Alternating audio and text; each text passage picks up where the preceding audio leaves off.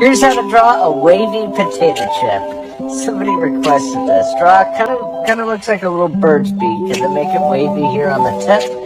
And on the tip of each of those little waves, we're going to draw these contour lines curving up to the left side.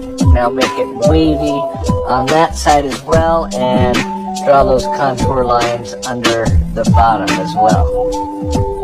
Now we're just going to erase everything. Not all the way. You still want to see what we're doing. Grab a marker, and we're just going to color the whole thing in. And now with that same marker, if you draw over those areas, it's going to make it just a little bit darker. So we're going to draw on the tip there and draw the contour lines, and that kind of creates the look of the wavy potato chip.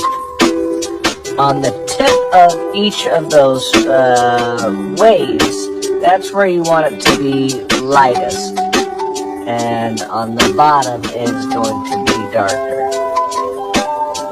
So I'm just going to go back and forth with a few different markers that are all pretty close to the same color, and add those waves, and then I'm going to add a little bit of a shadow underneath. And these are alcohol markers. They blend pretty well together, so you can grab one color and then try to go back when it's still wet with a lighter marker, and you can add some more detail to it. And then I just go over with a colored pencil and add some more of those